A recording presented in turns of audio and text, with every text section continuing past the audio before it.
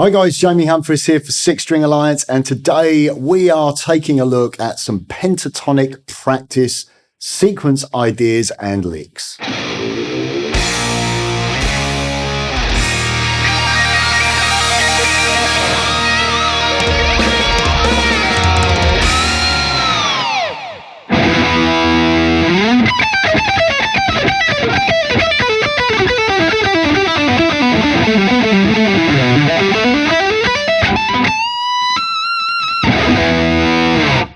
So following on from last week's lesson where we looked at learning the pentatonic scale, I thought it would be a good idea for us to take a look at some practice sequences and a few ideas that maybe will help you build some licks. Now this lesson is aimed primarily at the sort of beginner to intermediate player, but maybe some of you advanced guys might find something in there, some shred of information that you've never come across before. So we're going to break this lesson down into three sections. First of all, we're going to take a look at a series of sequences based around shape 1 of the A minor pentatonic. I've chosen to use that scale. It's nice and simple. It's slap bang in the middle of the neck. So for those of you that are new to playing guitar or are just getting into lead guitar, it's hopefully using a scale shape that's familiar to you and easy under the fingers. But of course, you should also apply these sequences to the remaining patterns and shapes of the minor pentatonic that we learned in the last lesson. The second part of the lesson, we're going to look at breaking the scale into small sections and learning it in octaves so that we can traverse the neck and break out of those box shapes. And finally, I'm going to show you that lick that I played at the beginning where we utilize stretching between two different pentatonic shapes and sequencing the notes. Okay, let's kick things off by taking a look at example number 1. Here we go.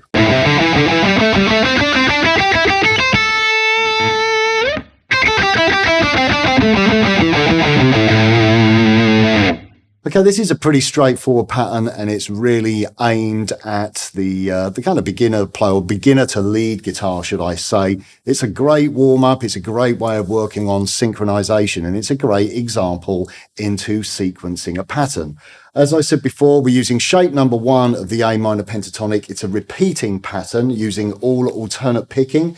We start off playing 5/8 on the 6th string, and then 5/7 on the A string.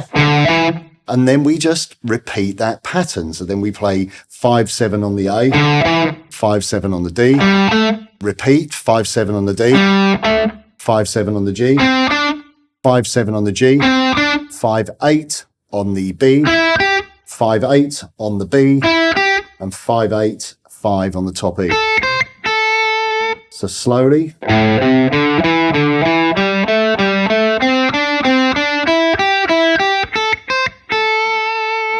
And then we just reverse that when we descend. We play 8/5, 8/5 on the top E and the B string. We play 8/5, 7/5, 8/5 on the B, 7/5 on the G. 7/5 on the G, 7/5 on the D. 7/5 on the D, 7/5 on the A. 7/5 on the A and 8/5 on the E. But this is, as I said, it's a really good way if you're new to playing lead guitar, if you're new to building and practicing technique. It's quite easy for you to see how you can just take a real simple sequence and use it to build your picking hand and also the synchronization. So here it is one more time, nice and slowly.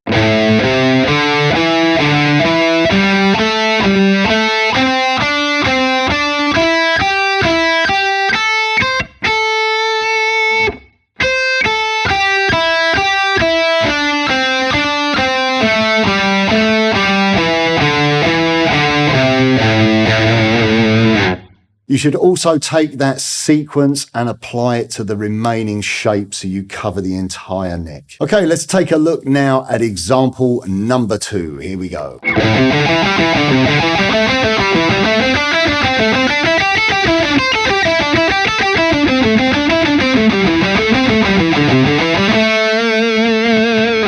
So this is a slightly more involved sequence compared to the first one, but once again, it's a great introduction to you if you're looking to build some sequences and vocabulary with your pentatonic scale. We're going to start off by playing 5/8 on the low E string, 5/7 on the A, and then we play 5 on the D, and then we play 7/5 on the A, and then 8 on the E. So that's the pattern. And again, we're using strict alternate picking for that. We then start on the A string, 5/7 on the A to 5/7 on the D, 5 on the G, 7/5 on the D, and 5 on the A, and then 5/7 on the D and G. We play 5 on the B, 7/5 on the G, and then we play 7 on the D, and then we play 5/7 on the G, 5/8 on the B, 5 on the top E, and then 8/5 on the B, and 7 on the G. Okay, let's play that slowly. Here we go.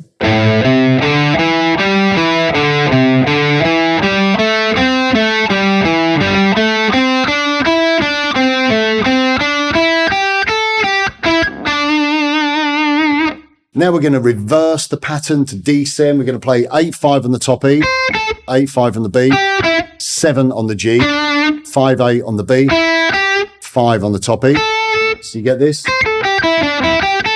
And then 8/5 on the B, 7/5 on the G, 7 on the D, 5/7 on the G, 5 on the B, 7/5 on the G, 7/5 on the D, 7 on the A, 5/7 on the D, 5 on the G, and then 7/5 on the D and 7/5 on the A, 8 on the low E, and then 5/7, 5 on the A that is, and then 5/7 on the D. So put that together.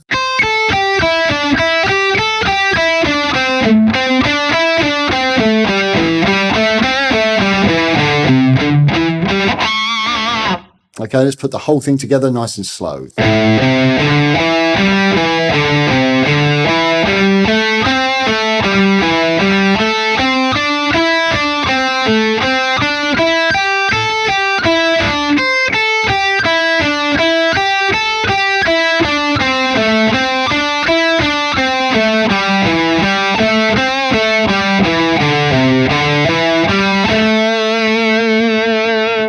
Once again, that's a really cool pattern, a really great introduction to building sequences and building lines if you're looking for vocabulary when you first start improvising. It's also a great way of practicing picking and left and right hand synchronization. Okay, now let's take a look at example number 3. This one's a little bit more tricky. Here we go.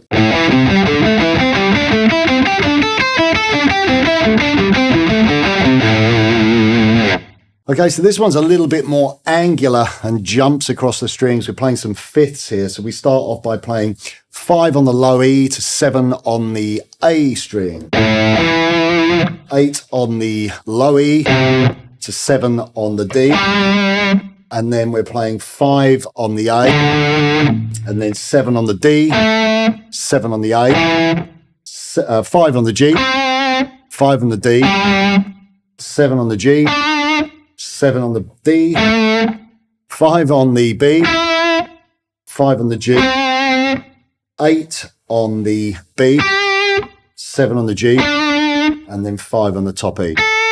Put that together.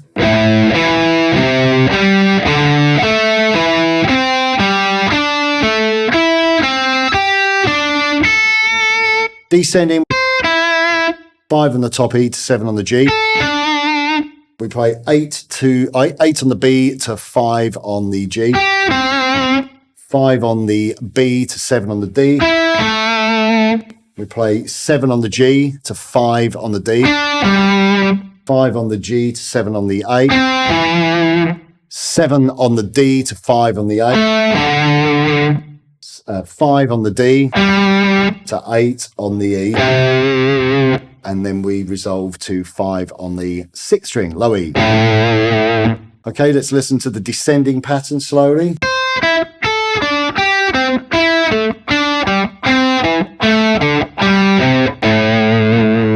Put the whole thing together slowly. Here we go.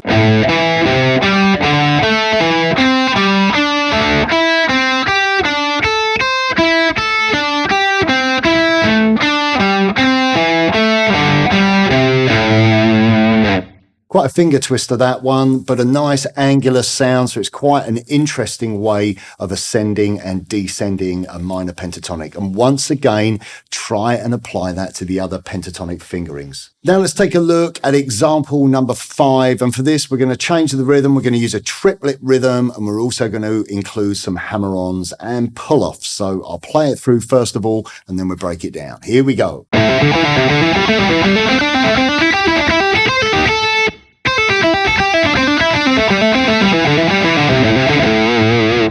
So we start off by picking 5, hammering 8 on the low E, play 5 on the A, pick 7, pull off 5, play 8 on the low E.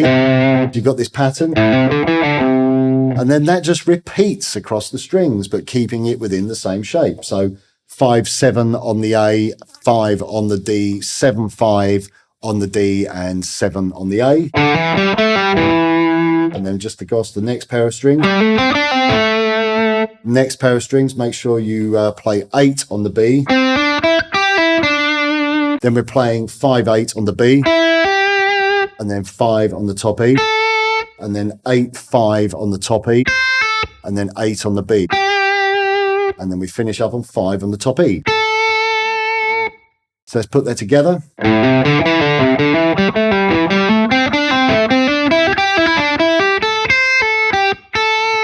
Pretty nice little sequence there.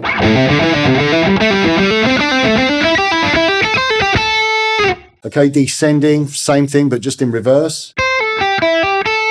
So there's 8, 5 on the top E, and then 8, 5 on the B.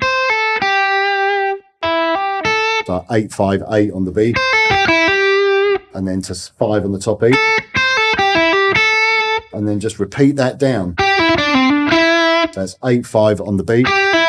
7, 5, 7 on the G, and 5 on the B, 7, 5 on the G, 7, 5 on the D, that's a 7, 5 on the G, and then 7, 5 on the D, 7, 5 on the A, back to 7 on the A, 5 on the D, and then we finish off with this phrase, which is 7, 5 on the A, 8, 5, 8, and then 5 on the A, and then 5 on the bottom E. So descending.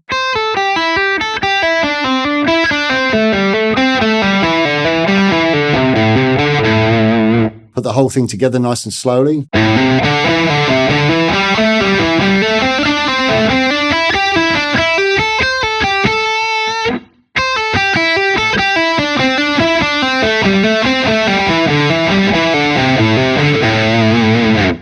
Now, this next lick is pure Paul Gilbert, and I was a massive fan of Paul Gilbert back in the late 80s and early 90s, and would religiously watch and try and play Intense Rock 1 and Intense Rock 2. And this lick featured on Intense Rock 2, and it's stuck with me, and it's kind of become part of my inner psyche. It's one of those kind of get out of jail free card pentatonic licks. So I thought I would share it with you. I'm sure you've seen this lick, but I just think it's a really fun pattern. So here we go. I'll play it through first of all.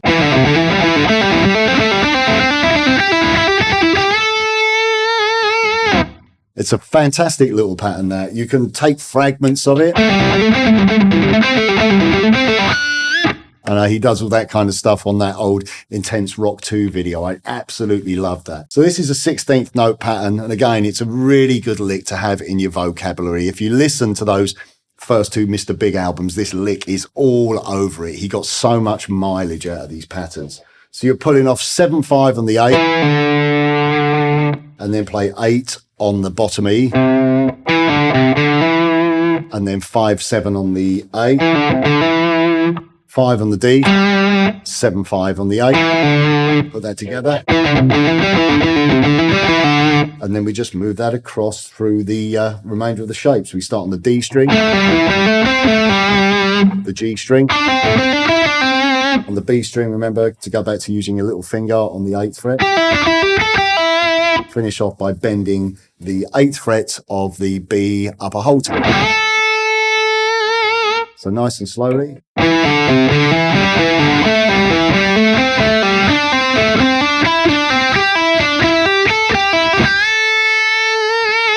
Like I said, you can take small fragments of this lick and it's really good for building up speed. It's great for hammering on and pulling off, and it's great for synchronization as well. Now for example number 6, and this is a slash inspired ascending pattern. I really like this pattern, bit of repetition on the picking and some hammer-ons and pull-offs. So let's check it out.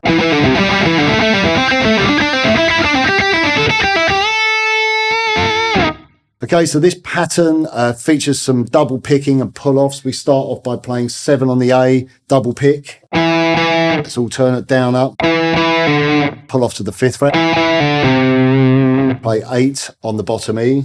And then we play 5 on the D, double pick. And then pull off 7, 5 on the A string. So this is the pattern. And then we just repeat that, but keeping in that shape number 1. So onto the D string, and to the 5th fret G, 7th fret G, 5th fret B, 8th fret B, 5th fret top E. And then we bend to finish off. So once again, don't forget that you should take these licks and these patterns and move them into all of the other remaining shapes. So now here's another idea that I want to talk about with you when learning and practicing the pentatonic scale. And that is, instead of sticking to playing within the shapes, we look at playing long ways along the neck. And you can play in pairs of strings, you can play on single strings. There's many different ways that you can play this scale. Something that I learned really early on is that the shapes of the pentatonic or these little patterns on pairs of strings actually repeat in octaves. For instance, if I play shape number 5 of A minor pentatonic and I play it on the bottom 2 strings, that's 3, 5 on the E and 3, 5 on the A. Now, if I move up 2 frets and play on the D and the G, I get the same pattern. It's a whole tone pattern. And then move up 3 frets on the B and the E, and it's the same, it's just a whole tone pattern. Now, I discovered this really, really early on when I was quite young, and it enabled me to move around. I didn't really know what I was doing, but I didn't actually realize that it was the same pattern. I just, found this pathway. So just one more time. But then if we look at example 7A, you can see how we've linked the shape. We put a little slide in. It's a really nice way of traversing the neck. That was a little lick that I've been playing since I was probably 13 years old or something. You know, it's always stuck with me. And it was just a great way of organizing the neck and just breaking out of the shapes. Now, we can also repeat that idea through all of the shapes. So on shape number 1, for instance, on the bottom E, we play this minor third whole tone and a half tone shape. And then we play a whole tone. 5, 8, 5, 7. Now we can move that 2 frets higher on the D and the G. And 3 frets higher on the B and the E. So you get this. So again, you can see how I've taken that same concept. And we can also link that. If you look at exercise or example 7B, you can see me doing exactly the same thing. So it's just a really nice way of linking the shapes together. And of course, you can take this same idea and continue it through all your pentatonics. So shape number 2, we have 8 and 10 on the bottom E and 7 and 10 on the A. So that's like a whole tone and a tone and a half. Repeat that to 2 frets higher on the D and the G, B and the E. On the shape number 3, we play 10 and 12. So it's a whole tone pattern again, the same as we played on shape 5. So now we're on shape number 4, and on the 6th and 5th strings, on the E and the A, we're playing a tone and a half shape. Now we go on to the D and the G, 2 frets higher. And then we go on to the B and the E, 3 frets higher. Exactly the same shape. And that in itself is a great way of breaking out of the pentatonic, but becoming familiar with more of the neck and just opening up the neck a little bit.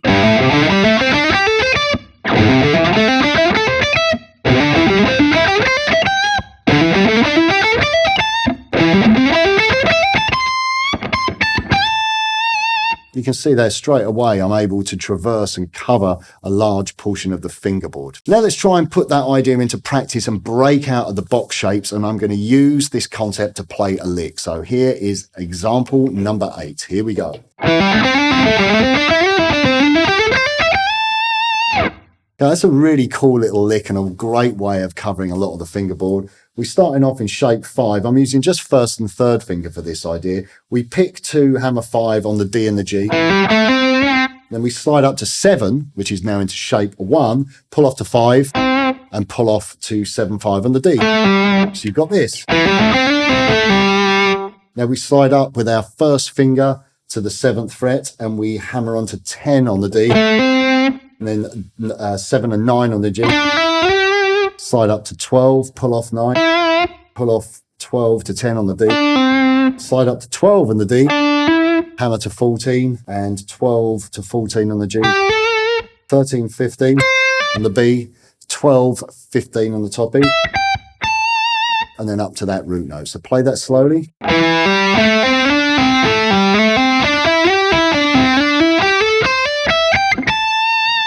We're now going to apply that same concept of moving through the shapes on just the top 2 strings. And this is I guess a slight Zakk Wylde inspired lick. And this is exercise number 9. So I'll play it through for you and then we'll break it down. Here we go.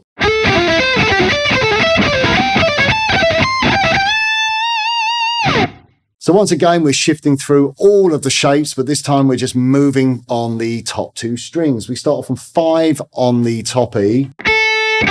We do a down pick on 5 and an up pick. Do an up pick on 3. And then I carry on that up pick and I play 5 on the B and I pull off to 3. So you get this. So it's like an 8th note and then a 16th note triplet pattern. And then we move that to shape 1, so that's 8, 5 on the top 2 strings. And then shape 2, 10 and 8 on the top 2 strings.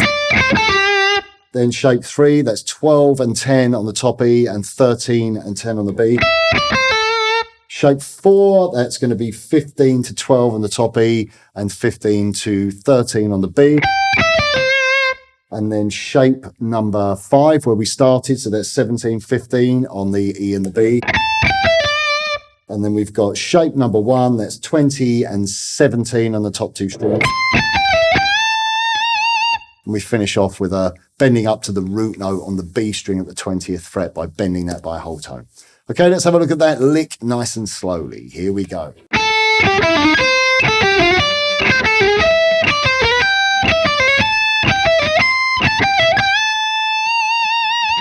Okay, so to finish things off, I thought I'd show you that little lick that I played in the introduction, and this uses a variety of different influences and people that I've listened to. There's a little bit of Paul Gilbert in there, there's a little bit of Richie Kotzen as well, and it's some of that 3-note per string pentatonic ideas. What we're doing here, we're going to play through several shapes. Again, it shows you how you can stretch out and join the shapes together. It's the same kind of concept as this sliding idea, except instead of sliding, you're playing 3-note per string patterns on one string and 2 notes on another string. So we start off by playing the 19, 17 and 15 on the top E. I do 2 picks and a pull off. And then we play 17 on the B. And then we're pulling off 17, 15 on the top E and the B. So you've got to do a little bit of rolling across the top 2 strings with your finger. And then we drop down and we're playing, this is shape 2 and shape 1. That was shape 3 and shape 2. So here we're playing 17, 15 and 12 on the top E, 15 on the B, and then 15, 12 on the top E, and on the B. Now we play shape 1 and shape 5. It's a bit of an awkward stretch, that one. We're playing 15, 12, 10 on the top E, 12 on the B, and then 12, 10, 12, 10 on the E and the B. So now we stay in this with these 2 shapes here, with shape 1 and shape 5. So it's 15, 12, 10 on the B, 12 on the G, 12, 10 on the B, 12, 9 on the G. and then we play 14, 12, 9 on the G, 12 on the D, and then 12, 9 on the G, 12, 9 on the D. Okay, then onto the D string, and we're playing 14, 12, and 9 on the D. And then we play the 12 on the A, and then 12 to 9 on the D, 12 to 10 on the A, and then we're playing 14, 12, and 10 on the A string, 12 on the bottom E, and then 12, 10, 12, 10 on the E and the A and the E. So we put that together slowly.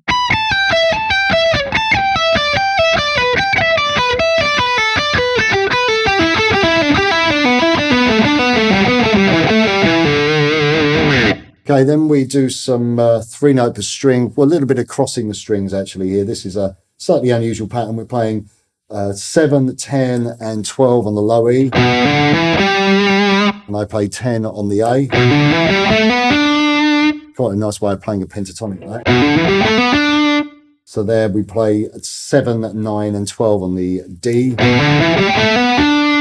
And then we continue, that's 9, 12, and 14 on the G string, put that together.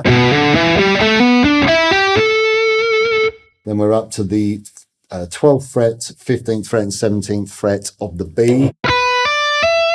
And then 15, 17, 19 on the top E.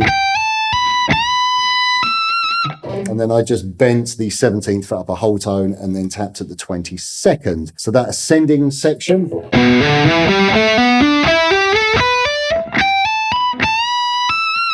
One more time.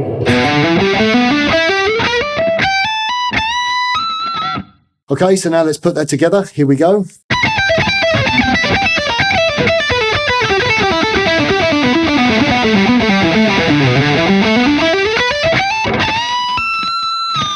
Okay, so it's a pretty cool lick, that one. Like I said, it encompasses a few of the different players that I've listened to over the years that have some interesting ideas with pentatonics, namely Paul Gilbert and Richie Kotzen, probably a little bit of Greg Howe in there as well. Okay, so that's it from me. I really hope that you've enjoyed this lesson. It's given you some ideas and ways to practice the pentatonic. For those of you that are new to the guitar or intermediate level players, there's a few ideas, some classic ideas based around that shape one. For those of you that have started to get that down a little bit more and you want to break out of the box a bit, we have that idea of linking those shapes across in octaves and then joining it across on pairs of strings. And for those of you that are a little bit more accomplished and want to try something a little bit harder, then we have that big monster pentatonic lick at the end. As with ever, make sure that you apply these sequences to all of the shapes. Don't just stick around shape one.